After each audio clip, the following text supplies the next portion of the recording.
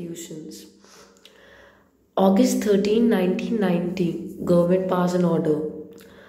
Government ने एक order pass किया that 27% seats must be reserved for ST, SC and OBC. That means socially and educationally backward classes, SEBC. Socially and economically backward classes. Joint Secretary जो officer होता है in the Department of Personnel and Training in the Ministry of Personnel, Public Grievances and Pensions. तो ऐसा लंबा सा नाम है, department of personnel and training, ये डिपार्टमेंट का नाम है। इन द मिनिस्ट्री ऑफ, किसकी मिनिस्ट्री में है? पर्सोनल, पर्सोनल मतलब नौकरी, पब्लिक ग्रीवेंसेस, अगर वो लोग कुछ गलत करते हैं तो उनकी शिकायत कर सकते हैं, एंड पेंशंस।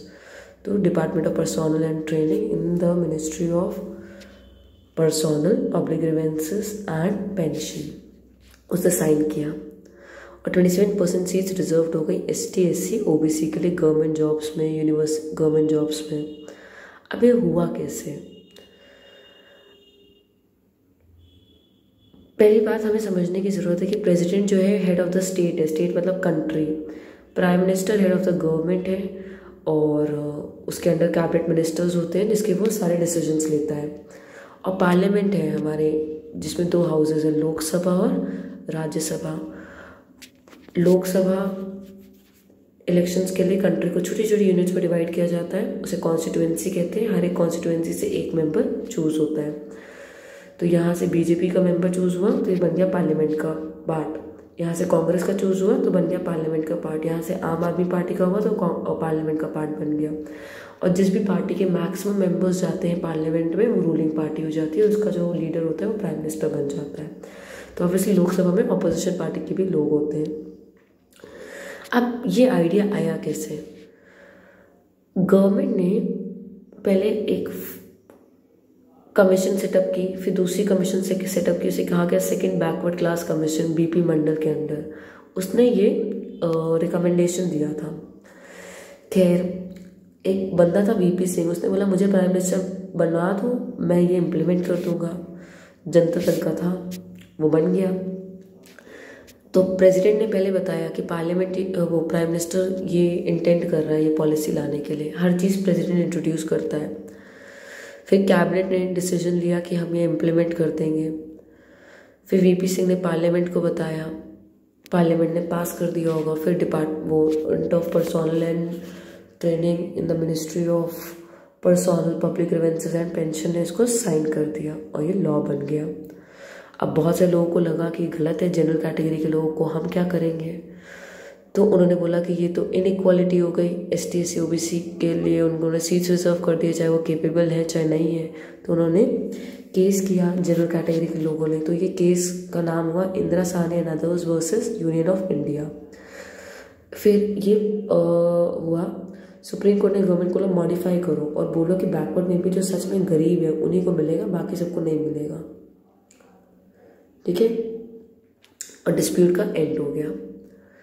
अब वी नीड टू अंडरस्टैंड कि हमारे देश में डिसीजंस कैसे लिए जाते हैं, कौन कौन से इंस्टीट्यूशंस हैं। पहले प्राइम मिनिस्टर और काउंसिल ऑफ मिनिस्टर्स डिसाइड करते हैं कि हमें कुछ करना है, प्रेसिडेंट केवल उस पर साइन करता है। डिसीजंस कौन लेता है? प्राइम मिनिस्टर और काउंसिल ऑफ मिनिस्टर्स लेते हैं। वो सारी नई नई पॉलिसीज लेकर आते हैं। पार्लियामेंट का काम तो केवल उसको पास करना है या रिजेक्ट करना है। तो प्राइम मिनिस्टर और कैबिनेट मिनिस्टर सारे इंपॉर्टेंट डिसीजंस लेते हैं।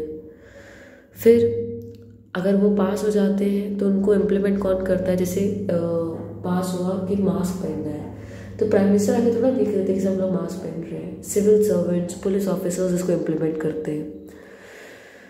फिर उसके बाद अगर कोई डिस्प्यूट होता है तो सुप्रीम कोर्ट में के पास जाते हैं। ऑब्वियसली इतने सारे इंस्टीट्यूशंस हैं, इतनी सारी मीटिंग्स होती हैं, रूटीन्स होते हैं, तो सिर्फ डिले हो जाते हैं, कॉम्प्लिकेशंस हैं, इतने रूल्स एंड प्रोसीजर्स हैं। बट क्या ये सही है? हाँ सही है। 2 लोग फ्रस्ट्रेट होते हैं क्योंकि बहुत टाइम लगता है, but then so many minds are put together. कैसे लिखोगे? So many minds are put together, so many minds are put together, so the decisions that are taken are really wise, right? ठीक है, rush decision से तो better ही है ये। अब parliament को हाईएस्ट बॉडी बोला गया है, पार्लियामेंट को लॉ मेकिंग बॉडी बोला गया है। पार्लियामेंट क्या है? देखो, स्टेट लेवल में तो हमारे पास स्टेट लेजिस्लेचर होती है, विधानसभा, विधान परिषद। कुछ स्टेट्स में केवल विधानसभा है, कुछ स्टेट्स में दोनों है, विधानसभा और Vidhan Parishad. Parliament highest authority है जो लॉ बनाती है। क्या बनाती है? ठीक है, पार्लियामेंट जो है नए लॉ बनाती है, एग्जिस्टिंग लॉज को चेंज करती है, अबॉलिश करती है। पार्लियामेंट जो है गवर्नमेंट को कंट्रोल करती है। पार्लियामेंट अगर नो कॉन्फिडेंस मोशन पास कर दे लोकसभा, तो प्राइम मिनिस्टर को, पूरी काउंसिल को, पूरे लोकसभा को रिजाइन करना पड़ता है। पार्लियामेंट गवर्नमेंट की मनी को कंट्रोल करती है। अगर मनी बिल लोकसभा रिजेक्ट कर दे तो भी गवर्नमेंट गिर जाती है। पार्लियामेंट हाईएस्ट फोरम है डिस्कशन और डिबेट्स का। पार्लियामेंट हाईएस्ट फोरम है जहाँ पे अगर कोई चीज़ पार्लियामेंट में डिस्कस हो रही है तो बहुत बड़ी बात है। अब पार्लियामेंट में दो हाउसेज हैं, जैसे कि मैंने बताया, लोकसभा और राज्यसभा। लोकसभा को लोअर हाउस कहते हैं और राज्यसभा को अपर हाउस। कहने की बात है कि लोकसभा लोअर हाउस है और राज्यसभा अपर हाउस है, या लोअर चेम्बर है और अपर चेम्बर है। बट लोकसभा ज़्यादा पावरफुल है। क्यों? क्योंकि एक ऑर्डिनरी बिल दोनों हाउसेज में पास होना चाहिए, पर अगर मान लो कि दोनों हाउसेज में कोई डिफरेंसेस है तो दोनों हाउसेज को साथ बिठाया जाता है। लोकसभा में कुछ 545 मेंबर्स हैं, राज्यसभा में केवल 245 मेंबर्स हैं, 230 मेंबर्स हैं। तो जब लोग दोनों साथ बैठेंगे तो Lok Sabha decision is more likely to prevail. ये तुम लोग को एज इट इज लर्न करना पड़ेगा। Large because of the larger number of members the view of Lok Sabha is more likely to prevail. Lok Sabha का ज़्यादा कंट्रोल है मनी बिल में। राज्यसभा केवल मनी बिल को 14 दिन के लिए डिले कर सकती है या कुछ रिकमेंडेशंस कर सकती है कि बिल में ये कर दो, वो कर दो। बट राज्यसभा ना मनी बिल को रिजेक्ट कर सकती है, ना गवर्नमेंट ना फोर्स कर सकती है कि इसमें चेंज करो। लोकसभा मनी बिल को रिजेक्ट भी कर सकती है, उसके इसमें गवर्नमेंट को रिजाइन करना पड़ता है। लोकसभा पास करे मनी बिल ये बहुत इंपॉर्टेंट है, राज्यसभा का कुछ नहीं है। केवल 14 दिन के लिए रख ले, केवल रखना है तो अपने पास रिकमेंड कर सकती है अल्टीमेटली, बट डिपेंड करता है लोकसभा में वो उन चेंजेस को एक्सेप्ट करती है कि नहीं। फिर नो कॉन्फिडेंस मोशन लोकसभा पास कर सकती है तो उसके इसमें प्राइम मिनिस्टर और सबको रिजाइन करना पड़ता है। एग्जीक्यूटिव्स कौन से लोग हैं? जो लोग क्या करते हैं, डिसीजंस को इम्प्लीमेंट करते हैं। अब दो तरीके के एग्जीक्यूटिव्स हैं, पॉलिटिकल एग्जीक्यूटिव्स है और परमानेंट एग्जीक्यूटिव्स है। पॉलिटिकल एग्जीक्यूटिव्स कौन से? पॉलिटिकल एग्जीक्यूटिव्स वो हैं जो 5 सालों के लिए आते हैं बाहर में, जैसे फाइनेंस मिनिस्टर वगैरह, ये सब पॉलिटिकल एग्जीक्यूटिव्स है। ये ज़्यादा पढ़े लिखे नहीं है, पर हम ये भी नहीं कर सकते कि फाइनेंस मिनिस्टर के लिए ये क्वालिफिकेशन होनी चाहिए, क्योंकि इससे हम बहुत सारे लोगों को डिप्राइव कर देंगे कि वो इलेक्शंस ना लड़ सके। तो हमने कोई एजुकेशन क्वालिफिकेशन मिनिस्टर्स के लिए रखी नहीं है, ठीक है, ताकि लोग डिसाइड करें कि उनको कौन चाहिए, कितनी एजुकेशनल क्वालिफिकेशन वाला उनको वो चाहिए, लीडर चाहिए। और परमानेंट एग्जीक्यूटिव होते हैं आईएएस ऑफिसर्स, जो पढ़े लिखे लोग होते हैं। वो 5 सालों के लिए नहीं होते, जब तक उनका रिटायरमेंट नहीं होता तब तक वो काम करते रहते हैं। ऑब्वियसली पॉलिटिकल एग्जीक्यूटिव से ज़्यादा समझदार परमानेंट एग्जीक्यूटिव होते हैं, तो पॉलिटिकल एग्जीक्यूटिव उनसे सजेशंस लेते हैं।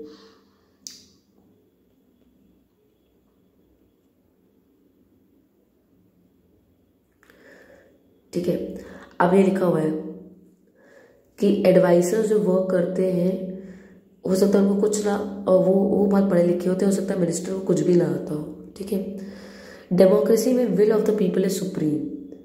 मिनिस्टर जो होता है वो इलेक्टेड रिप्रेजेंटेटिव है, ठीक है, तो वो answerable to the people. Minister decision लेता है। मिनिस्टर के लिए हम कोई एजुकेशन क्वालिफिकेशन नहीं रख सकते, ठीक है, तो वो तो क्या दूसरों से एक्सपर्ट एडवाइस लेकर ही डिसीजन लेते हैं। अब प्राइम मिनिस्टर के अंडर कौन कौन लोग होते हैं? प्राइम मिनिस्टर के अंडर जो होते हैं कैबिनेट मिनिस्टर्स होते हैं, मतलब काउंसिल ऑफ मिनिस्टर्स होते हैं। इसमें 3 कैटेगरीज है क्या काउंसिल ऑफ मिनिस्टर्स की। कैबिनेट मिनिस्टर्स एकदम टॉप लेवल मिनिस्टर्स होते हैं, जैसे कि अमित शाह हो गया, वो क्या है, होम मिनिस्टर है। राजनाथ हो गया, डिफेंस मिनिस्टर है, राजनाथ सिंह, है ना। फिर इसके बाद होते हैं ministers of state with independent charge. Independent charge मतलब जैसे कि वहाँ पर है ना, जैसे राजस्थान में वाटर मिनिस्टर होगा, कहीं पर इंफ्रास्ट्रक्चर मिनिस्टर होगा, जो नागालैंड वगैरह में ट्राइबल मिनिस्टर होंगे, ये भी आते हैं मीटिंग में। अगर इनको बुलाया जाए तो। नेक्स्ट होते हैं मिनिस्टर्स ऑफ स्टेट, जिन्हें हम डिप्यूटी मिनिस्टर्स भी कहते हैं। ये केवल मदद करते हैं इन दोनों कैटेगरी के ऑफ मिनिस्टर्स की, कैबिनेट मिनिस्टर्स और मिनिस्टर्स ऑफ स्टेट की, उनके चिले चपाटी टाइप्स।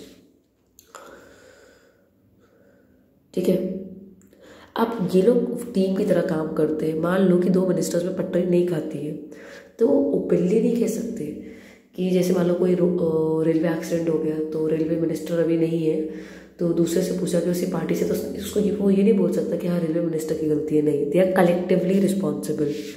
मतलब चाहे बाहर से हमें उनको हमेशा एक रहना है, चाहे वो अंदर से कितना लड़ते हो।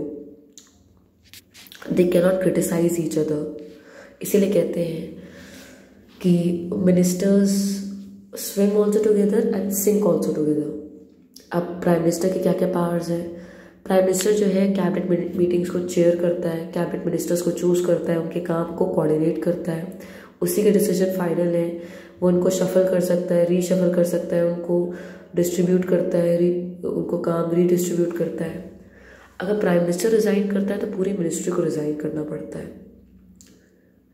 बट अगर कोई काउंसिल ऑफ मिनिस्टर रिजाइन करता है तो उससे कोई फर्क नहीं पड़ता है। जवाहरलाल नेहरू हमारे फर्स्ट प्राइम मिनिस्टर थे।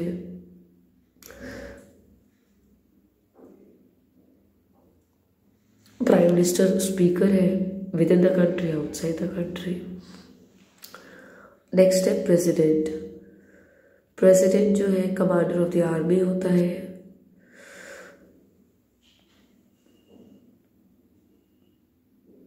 प्रेसिडेंट जो है वो वॉर डिक्लेयर कर सकता है। अगर कोलिशन गवर्नमेंट होती है तो प्रेसिडेंट चूज करता है कि कौन प्राइम मिनिस्टर बनेगा, मतलब जब किसी पार्टी को क्लियर मेजॉरिटी नहीं मिलती। इसके अलावा प्रेसिडेंट चूज करता है उनको चीफ जस्टिस ऑफ इंडिया, जजेस of high court, supreme court. President और जजेस को हम रिमूव कर सकते हैं by process called impeachment. Impeachment में मेजॉरिटी चाहिए तुम्हें, दोनों हाउसेस के 66.6% लोग कम से कम अग्री करें, 2/3, तभी वो रिमूव हो सकते हैं। इसके अलावा जब प्रेसिडेंट किसी बिल को साइन करता है तो ही वो लॉ बनता है। फिनिश हो गया चैप्टर।